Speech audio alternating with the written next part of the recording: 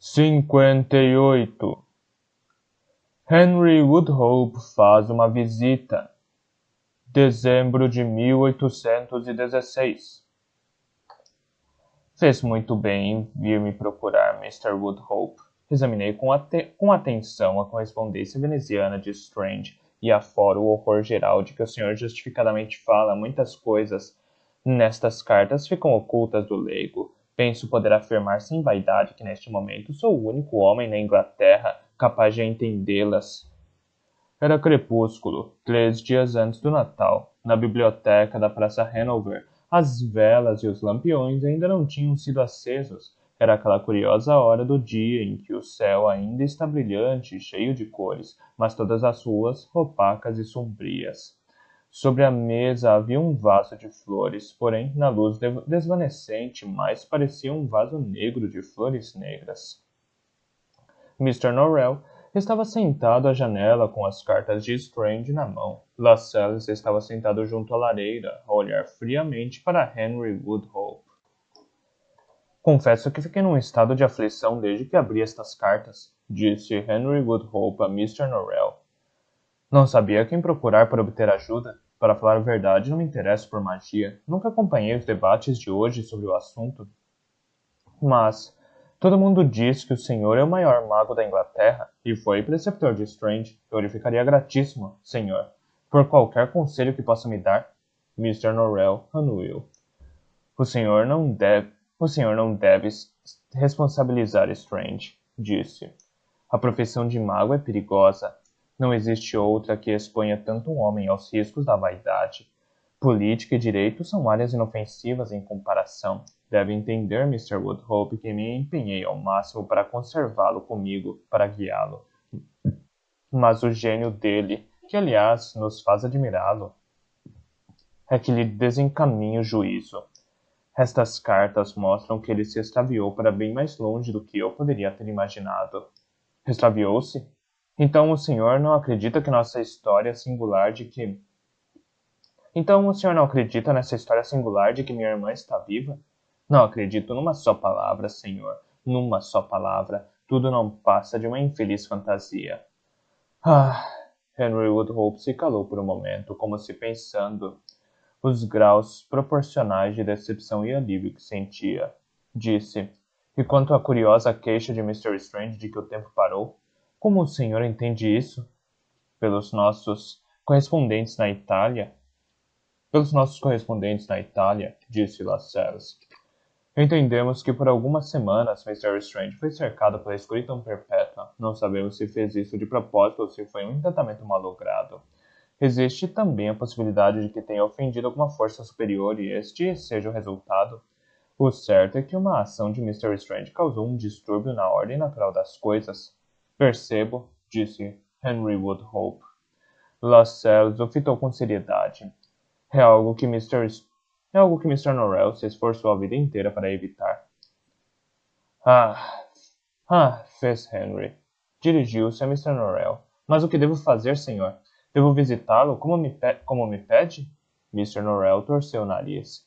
Creio que o ponto mais importante seja quando conseguiremos trazê-lo de volta para a Inglaterra, onde seus amigos poderão cuidar dele por um rápido fim aos delírios que o assediam.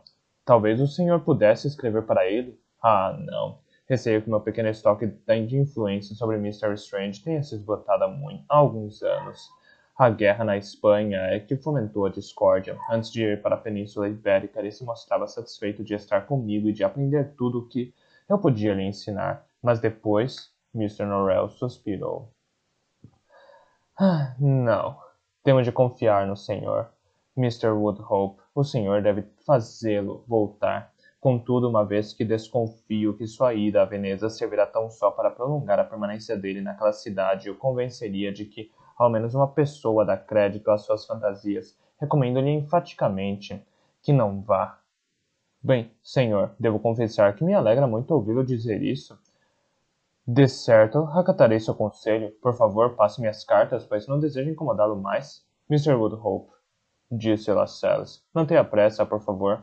A conversa não terminou de modo algum. Mr. Norrell respondeu a todas as suas perguntas com franqueza e sem reservas. Agora o senhor deve retribuir-lhe o favor. Henry Woodhope franziu o senho e pareceu confuso. Mr. Norrell aliviou-me de uma grande preocupação. Se puder servi-lo de alguma forma, claro, terei prazer em fazê-lo, mas não entendo. Talvez eu não tenha me expressado bem, disse Lascelles. Quero dizer, evidentemente que Mr. Norrell necessita de sua ajuda para que ele possa ajudar Mr. Strange. Há algo mais que o senhor possa nos contar sobre a viagem de Mr. Strange à Itália? Como estava ele antes de cair neste estado lamentável? Andava animado? Não, respondeu Henry, indignado, entendendo que a pergunta continha uma ofensa. A morte de minha irmã o deixou assaz deprimido, ao menos de início. Parecia muito infeliz, mas quando chegou a Gênova tudo mudou. Fez uma pausa. Não escreve uma só palavra a respeito agora, mas antes suas cartas traziam vários elogios a uma jovem dama do grupo com quem está viajando. E claro, não pude evitar de pensar que ele pretendia se casar novamente. Um segundo casamento, exclamou Lascelles. E não muito depois da morte de sua irmã? Deus meu, que indecoroso. Que penoso para o senhor. Henry aqueceu com tristeza. Após um breve silêncio, Lascelles disse: Espero que ele não tenha demonstrado nenhuma predileção pela companhia de outras damas antes. Quero dizer, quando Mrs. Strange era viva, teria causado a ela uma grande infelicidade. Não, não, claro que não. Claro que não, bradou Henry. Descomissou ofendi. Minha intenção, de certo, não foi desrespeitar sua irmã, uma mulher muito encantadora. Mas essas coisas não são incomuns, sabe? Principalmente em homens de certa índole. Lascelles esticou a mão em direção à mesa onde estavam as cartas de Strange endereçadas a Henry Woodhope. Remexeu-as com um dedo até encontrar a que queria. Nesta carta, disse, correndo os olhos sobre ela, Mr. Strange... Nesta carta, disse, correndo os olhos sobre ela, Mr. Strange escreveu, abre aspas, Jeremy me contou que você não fez o que lhe pedi, mas não importa, Jeremy fez e o resultado é exatamente como imaginei, fecha aspas. Lascelles baixou a carta e sorriu com simpatia para Mr. Woodhope. O que Mr. Strange lhe pediu que fizesse que o senhor não fez? Quem é Jeremy e que resultado foi esse? Mr. Strange me pediu para desenterrar o caixão de minha irmã. Henry baixou o olhar. Bem, claro que não faria. Então Strange escreveu ao criado dele, um homem chamado Jeremy Jones, um sujeito muito arrogante. E Jeremy exumou o corpo? Sim. Um amigo dele, em Clam, coveiro. Fizeram-no juntos. Mal posso descrever meus sentimentos quando descobrir o que essa pessoa fizera. Sim, claro, mas o que eles descobriram?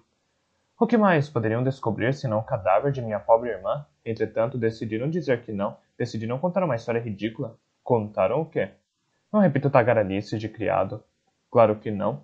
Mas Mr. Norrell deseja que o senhor deixe de lado esse excelente princípio por um momento e fale aberto e francamente o que ele contou, senhor. Henry mordeu o lábio. Eles disseram que o caixão continha um touro de madeira preta. E nenhum corpo? Perguntou Lascelles. Nenhum corpo, respondeu Henry. Lascelles olhou para Mr. Norrell. Mr. Norrell olhou para suas mãos no colo. Mas o que a morte de minha irmã tem a ver com tudo isso? Inquiriu Henry com uma expressão de estranheza. Dirigiu-se a Mr. Norrell. Pelo menos, pelo que o senhor disse antes, entendi que nada havia de extraordinário acerca da morte de minha irmã. Pensei que o senhor dissera não ter havido magia alguma. Ah, ao contrário, afirmou Lascelles. Certamente houve magia, não resta a menor dúvida. O problema é, magia de quem?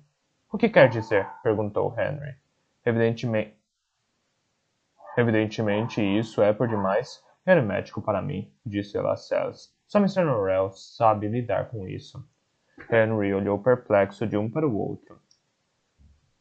Quem está com Strange agora? Perguntou Lascelles. Imagino que tenha criados. Não, nenhum criado pessoa. É servido, creio, pelos criados do senhorio. Seus amigos em Veneza são uma família inglesa. Parecem formar um grupo de pessoas bastante curioso, muito afeito a viagens, tanto as damas como os cavalheiros. Como se chama? Greystone ou Greyfield, não me lembro ao certo. E de onde são essas pessoas chamadas Greystone ou Greyfield? Não sei. Creio que Strange nunca me contou. Ao que parece, o cavalheiro era médico num navio e a esposa falecida era francesa. Lascelles aqueceu. A penumbra na sala agora era tal que Henry Woodhope não conseguia ver o rosto dos dois homens. Parece pálido e cansado, Mr. Woodhope, observou Mr. Lascelles. Talvez o ar de Londres não lhe faça bem. Não tenho dormido muito bem, desde que essas cartas começaram a chegar. Não sonho com outra coisa senão horrores. Lascelles aqueceu. Às vezes um homem sabe de coisas em seu íntimo que ele jamais sussurrará ao vento ou nem mesmo a si mesmo. O senhor gosta muito de Mr. Strange, não é? Talvez se pudesse desculpar Henry Woodhope por parecer um tanto perplexo, uma vez que ele não fazia a menor ideia do que Lascelles estava falando, mas tudo o que disse foi: Obrigado por seu conselho, Mr. Norrell. Certamente farei o que me sugeriu, mas agora posso ter minhas cartas de volta? Ah, bem, quanto a elas, disse Lascelles, Mr. Norrell gostaria de saber se poderia tomá-las emprestado por um tempo. Creio que ainda há muito o que apurar nelas. Henry Woodhope deu a impressão de que iria objetar por isso. Por isso, Lascelles acrescentou num leve tom de repreensão. Ele só está pensando em Mr. Strange. É tudo para o bem de Mr. Strange.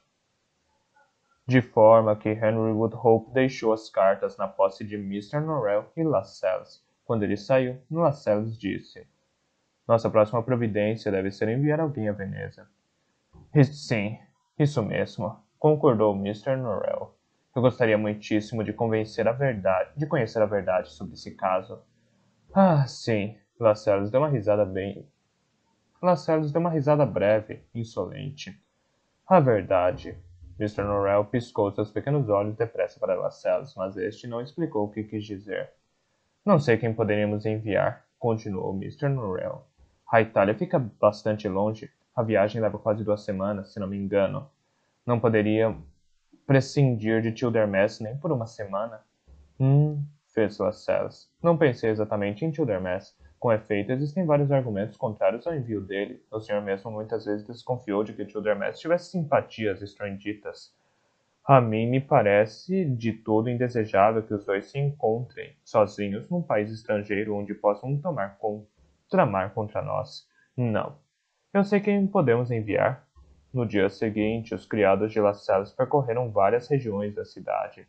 Alguns lugares visitados eram excessivamente mal afamados, como os bairros pobres e os pardieiros de St. Giles, Savile Dials e Saffron Hill.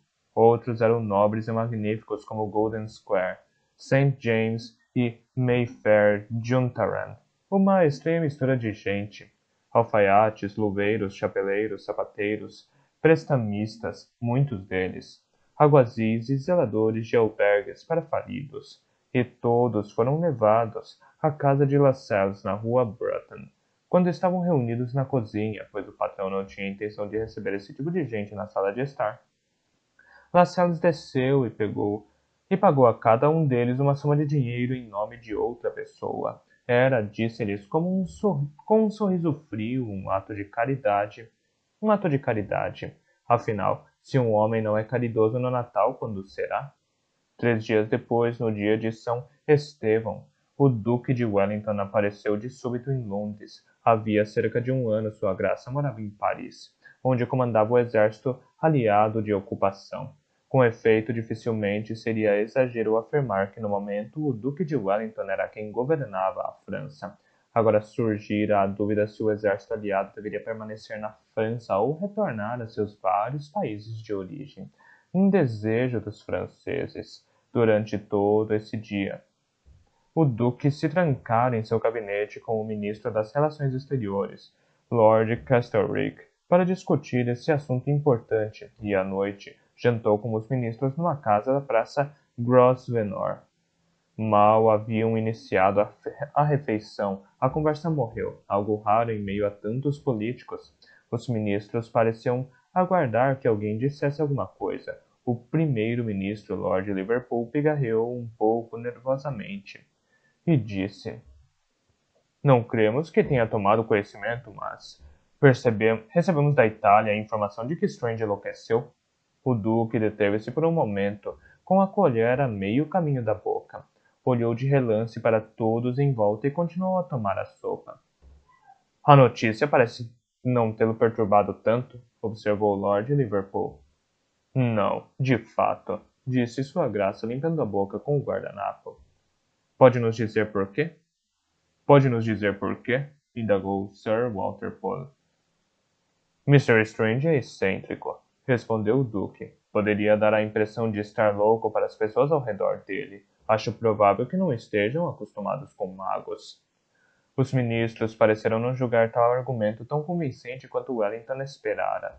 Forneceram-lhe exemplos da loucura de Strange, a insistência de que a esposa não estava morta, a curiosa crença de que as pessoas tinham velas na cabeça e a situação ainda mais bizarra de que passou a ser impossível transportar ananases para dentro de Veneza.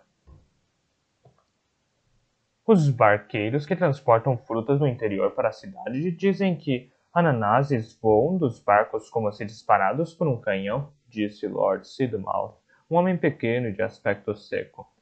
Claro que transportam outros tipos de fruta, maçãs, peras e assim por diante. Nenhuma delas causa o menor distúrbio, mas várias pessoas foram feridas por ananases voadores. Ninguém sabe por que o mago tem tanta aversão a essas frutas em especial. O Duque não se impressionou. Nada disso prova coisa alguma, garanto-lhes. Ele fez coisas bem mais excêntricas na Península Ibérica, mas se de fato estiver louco, tem algum motivo para isso. Se querem um conselho, cavalheiros, não se preocupe com isso. Houve um breve silêncio de ponderação dos ministros. Está sugerindo que ele enlouqueceu de propósito? Perguntou um deles, num tom de incredulidade. É mais do que provável, respondeu o Duque. Mas por quê? Perguntou o outro. Não tenho a menor ideia. Na Península Ibérica aprendemos a não questioná-lo. Cedo ou tarde ficaria claro que todas as ações alarmantes e incompreensíveis dele faziam parte de sua magia. Encarreguem-no de uma tarefa, mas não demonstrem surpresa com nada do que ele faz. Esta, milordes, é a maneira como se lida com um mago. Ah, mas o senhor ainda não ouviu toda a história? Disse, animado, o ministro da Marinha. A coisa pior, consta que ele está cercado de uma escuridão constante. A ordem natural das coisas sofreu uma reviravolta e toda a paróquia da cidade de Veneza foi mergulhada numa noite interminável. Mesmo Vossa Graça, afirmou Lord Sidmouth, com toda a sua parcialidade com relação a esse homem, deve admitir que o manto de escuridão eterna não é um bom agouro. Não importa o bem que este homem tenha feito para o país, não podemos pretender que um manto de escuridão eterna seja um bom agouro, Lord Liverpool disse, suspirando. Lamento muito que isso tenha acontecido. Sempre se pôde conversar com Strange como uma pessoa comum. Eu tinha esperança de que ele nos explicasse as ações de Mr. Norrell, mas agora parece que temos primeiro que encontrar alguém que nos explique Strange. Podemos pedir a Mr. Norrell, sugeriu Lord Sidmouth. Não penso que possamos esperar um julgamento imparcial da parte dele, disse Sir Walter Pole. E o que devemos fazer? Perguntou o ministro da Marinha. Devemos enviar uma carta aos austríacos? Disse o Duque de Wellington. Devemos enviar uma carta aos austríacos, disse o Duque de Wellington. Com sua determinação habitual, uma carta lembrando a eles do afetuoso interesse que o príncipe regente e o governo britânico sempre terão pelo bem-estar de Mr. Strange, lembrando-os da grande dádiva que toda a Europa tem para com a bravura e a arte da magia de Mr. Strange durante as últimas guerras, ou uma carta que os lembre do nosso grande desagrado caso venhamos a saber que ele tenha sofrido algum dano. Ah, exclamou o Lord Liverpool, mas é nesse ponto que discordamos, Vossa Graça. Assim me parece que, se Strange vier a sofrer algum dano, não será causado pelos austríacos. É mais provável que seja provocado pelo próprio Strange. Em meados de janeiro, um livreiro de nome Titus Watkins publicou um livro intitulado As Cartas Negras, que, segundo se afirma, eram cartas que Strange enviara a Henry Woodhope. Corriam rumores de que Mr. Norrell pagara as despesas da edição. Henry Woodhope jurou jamais ter dado permissão para que as cartas fossem publicadas, disse ainda que algumas delas haviam sido alteradas, referências às relações de Norrell com Lady Pole haviam sido eliminadas e outras coisas incluídas. muitas das quais pareciam insinuar que Strange assassinara a esposa por meio de magia. Por volta do mesmo período, um amigo de Lord Byron, um homem chamado Scrope Davis, causou sensação ao divulgar que tencionava processar Mr. Norrell em nome de Lord Byron por haver o mago tentado se apropriar da correspondência particular de Lord Byron por meio de magia. Scrope Davis procurou um advogado em Lincoln's Inn e prestou um depoimento no qual declarou o que se segue. Recentemente recebera várias cartas de Byron nas quais Sua Senhoria referia-se ao pilar da escuridão que constante cobria a paróquia de Mary Sobendigo, Sick, em Veneza e a loucura de Jonathan Strange. Scrope Davis guardara as cartas no quarto de vestir de sua residência na rua Jarman, em St. James. Uma noite, acreditava ter sido no dia 7 de janeiro, vestia-se para ir ao clube. As cartas de Byron estavam sobre a penteadeira. Tinha acabado de pegar uma escova para cabelo, quando notou que as cartas saltavam como folhas secas tocadas por uma brisa, mas não havia brisa que justificasse os movimentos. E de início ele se intrigou. Pegou as cartas e viu que a caligrafia nas folhas também se comportava de modo estranho. Os traços se desprendiam das páginas e se sacudiam como varais num vento forte. De súbito ocorreu-lhe que as cartas deviam estar sob a influência de encantamentos mágicos. Ele era um jogador profissional e, como todo jogador de sucesso, era sagaz e de sangue frio. Sem demora, pôs as cartas dentro de uma bíblia, nas páginas do Evangelho segundo São Marco. Mais tarde, disse a amigos que, embora não tivesse conhecimento algum da teoria da magia, pareceu-lhe que nada seria mais provável de anular um encantamento adverso do que a escritura sagrada. Estava certo. As cartas continuaram em sua posse e inalteradas. Depois do acontecido, a pilhéria predileta em todos os clubes de cavalheiros foi que o aspecto mais extraordinário de todo o episódio não era Mr. Norrell haver tentado se apossar das cartas, e sim Scrope Davis, um notório farrista e ébrio, ter em casa uma bíblia.